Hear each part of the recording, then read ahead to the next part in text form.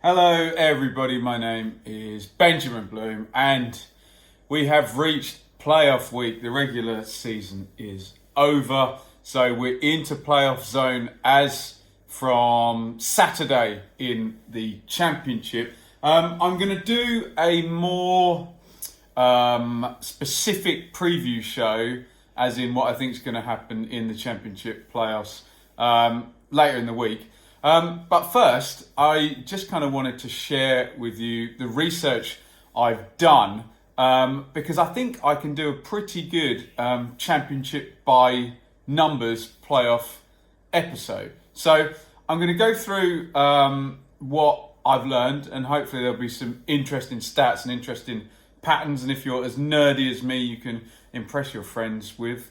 And I'll try and debunk what I think are a couple of myths as well. I must confess, I'll try and be as entertaining as I can, but I do have a whole load of notes on the other iPad up there. So if you do see my eyes dart over there, that's where they're going. So before I start, let's just make this very, very clear. I'm talking about the Championship playoffs, or the First Division playoffs, or the Second Division playoffs, whatever they've been called. We're talking about the teams playing off to get from the second tier of English football up to the top tier.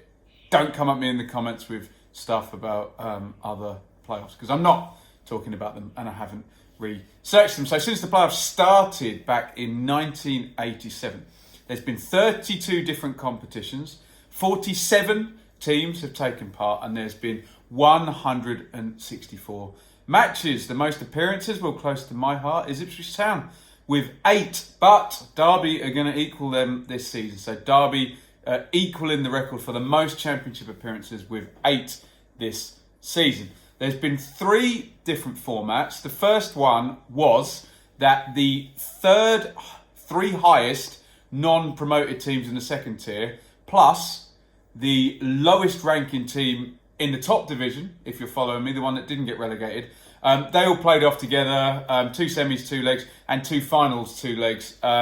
And no Wembley Stadium at that point. That did not last long. By 1989, they took out the team from the top tier, and it was all second tier teams playing off. Still 2 semis and a 2-legged final. And then we get to 1990, the format that we now know, where a Wembley final was added, 2 semi-finals, 2 legs, 1 off match for the final, and 3rd, 4th, 5th, 6th, the 4 highest ranking teams that didn't get automatic promotion played off. There's been 2 exceptions to that format since. One, when the new Wembley was built, so they played the finals in Cardiff between 2001 and 2006. And for one season, 1991 playoffs, they were increasing the number of teams in the top division from 20 to 22. So 3 teams went up automatically. Sheffield Wednesday went up, finishing 3rd. The only team to automatically go up, finishing 3rd. And 7th place Middlesbrough got into the playoffs. The only team to ever finish 7th and contest in the playoffs. Hope you're with me so far. In the 32 tournaments, there have been 23 different winners so far. And Crystal Palace are the doyens of this. 4 Championship playoff wins for Palace: 89, 97, 04 and 2013. I've got written down 2012, so I'm a bit confused. I'm pretty sure it's 2013. There's 6 2-time winners as well. No 3-time winners, incidentally. Leicester, Charlton, Bolton, Watford, West Ham, Hull have all won it twice. But Palace way off in the distance with double the victories of anybody else. Palace's huge participation does skew a lot of the other records, so it doesn't make that much interest in reading. So most games, Palace 20, most goals, Palace 25, most matches won, Palace 10, and even most matches lost, Palace 8. And then my team, Ipswich, with the 8 appearances, then joins in here with the most draws, 6, and the most goals conceded, 28. Most finals appeared in, again, as you'd expect, Palace with 5.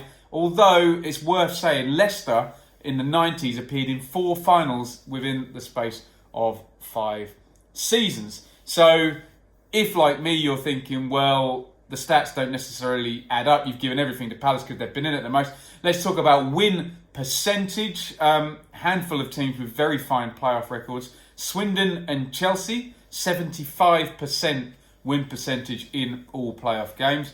Hull, 83.3%. Burnley are the Kings, though, on one playoff appearance, so they played 3 games, clean sweep, 100% win percentage from Burnley in Championship playoffs. Speaking of 100%ers, there are 5 teams who've entered the playoffs once and got through and won them. So they have a 100% winners record. Burnley, Huddersfield, Notts County, QPR and Swansea.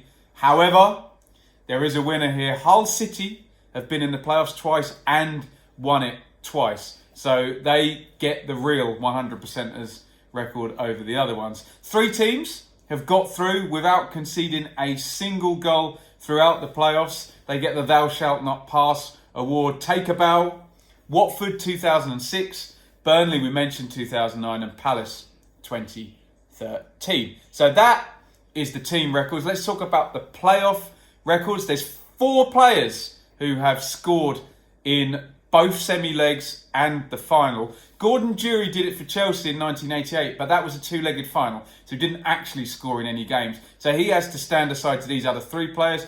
Craig Maskell scored in both semis and the final for Swindon in 93. Tommy Johnson did the same for Derby in 94. And Bobby Zamora, God, because it was against my team, Ipswich, did it in 2005, scored in both semis and the final. There's only been 4 hat-tricks as well. Arise, Jim Magilton for Ipswich in 2000 semi. DJ Campbell for Blackpool in 2010 in the semis. But 2 players have scored hat-tricks in Championship playoff finals. Clive Mendonca, Charlton, 1998. Scott Sinclair, Swansea, 2011. If you want a very fun quiz game, again, if you're a nerd like me, 12 players have scored for 2 different teams. Have a think. I'll come to them in 10 seconds, maybe hit pause.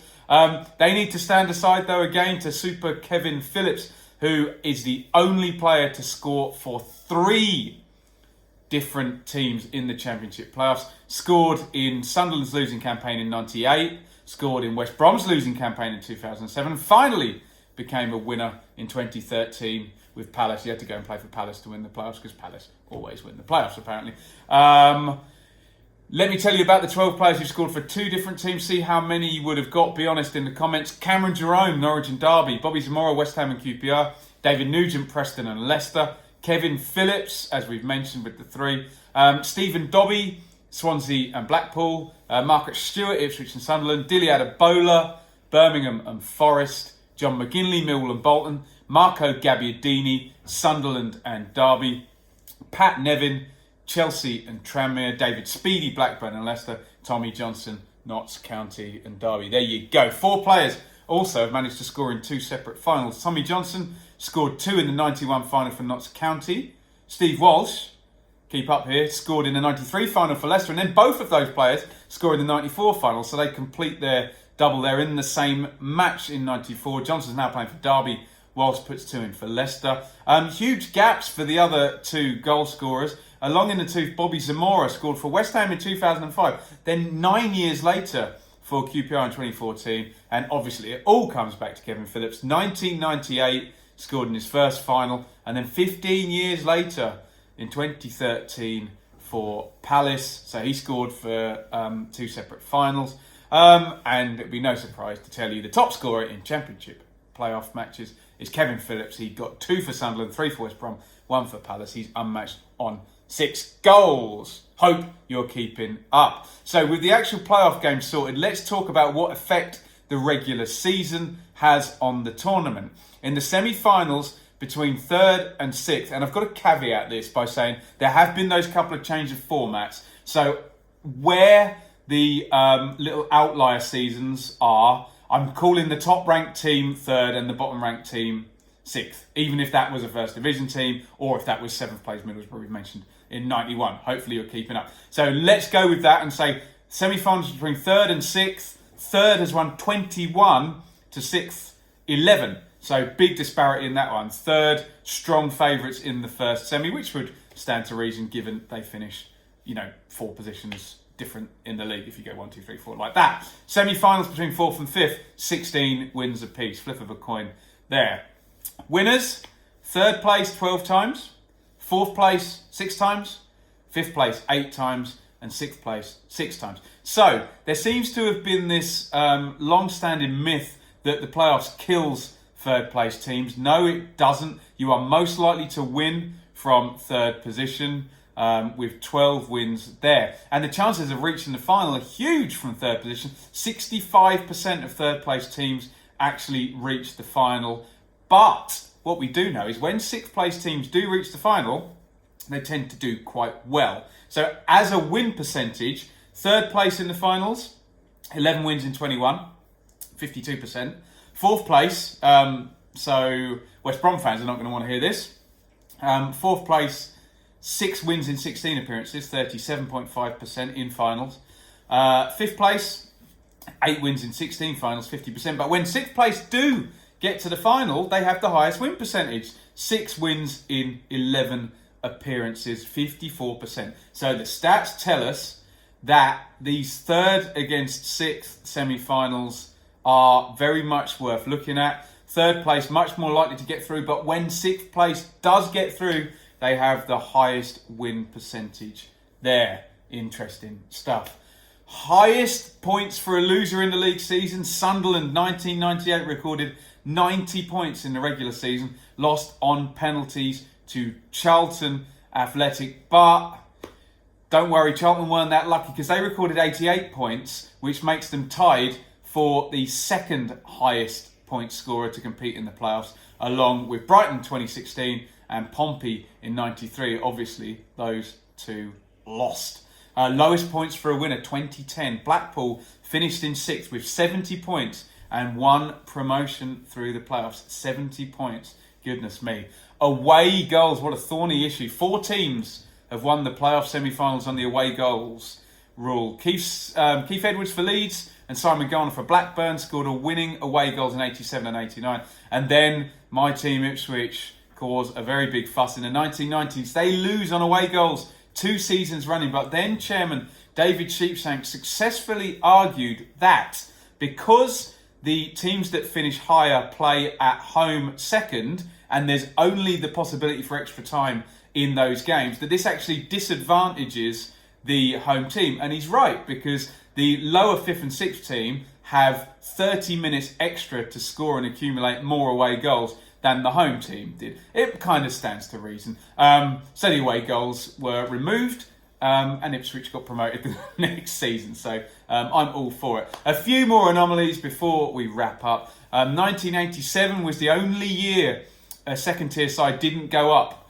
to the top division. Charlton keeping their place. That rule was obviously changed a couple of seasons later. Sunderland are the only team to be promoted after losing in the playoffs. They lost the 1990 final to Swindon, and then Swindon's rule-breaking irregularities, fielding players they shouldn't have, got them kicked out. In 91, as we've mentioned, Borough, the only team to finish 7th and get in the playoffs. That outlier year there, 3rd place got automatic there, so it went down 1 place further. Unlucky. Reading 1995 finished 2nd in the table, but that season they were cut in the Premier League. So only 1 team went up. They lost to Bolton in the final. So Reading, the only team to finish 2nd in the playoff years and not get automatic and then lose in the playoffs. In 2000, Ipswich again, I seem to keep mentioning them. Some bias there probably. Only the last team to win at the old Wembley. Derby were the first team to win at the new Wembley. And in 2017, we can probably all remember, Huddersfield won the playoffs without winning a single match outright. They drew both semi-finals and won on penalties, and then drew the final and won on penalties as well. There you go. That is the playoffs by numbers. I hope some interesting, fun facts there and a little chronology through the different permutations that we had before we actually got to the format that we now know and love. And please get that idea, that myth out that the playoffs kills 3rd place. Some people will still maintain that 3rd should go up automatically, but this is purely an exercise, one of entertainment, as in keeping the season interesting for longer, and I guess to a TV spectacle type thing. So the playoffs do keep things more interesting. And the thing with sport and with football, as we know, is that it's not always the best team that wins. It's whoever's better on the day. And as soon as we change that about football, it'll all get a little bit more boring, won't it? So I am all for the playoffs, and I'm very much looking forward to next week. Look out for the content. I'll be doing a preview later in the week, and I'll be talking about some of my favourite playoff matches as well into the bargain. Another thing I need to say is I'm in my new house now, and I've got a new shelf unit, and I'd love to put some interesting stuff on there for my background. I'll probably move across there a little bit so you can see it. At the moment, I've just got my nice Benjamin Bloom teddy bear there. So any ideas of memorabilia or what you'd like to see on the shelves behind, stick it in the comments. Thank you very much for watching. I've rambled through that, and I have been reading off the iPad. So if I did make any factual errors, please do fact check me. Try my best to get a lot of info in. I've done all the research myself. So if I did get any from, just be nice about it. Just tell me I got it wrong, and don't go with the personal insults that you often get on YouTube. Some people can't cope with talking to YouTubers and tend to be very, very rude, which, as you know from watching my videos, I do not like. Hit the subscribe button, hit the bell as well to be notified. Lots of content coming up. Follow me on Twitter at Benjamin Bloom, and let me know what you think of those stats. Did any of them surprise you? And let's crack on with the playoffs coming up next week. Really, really looking forward to it. Over and out.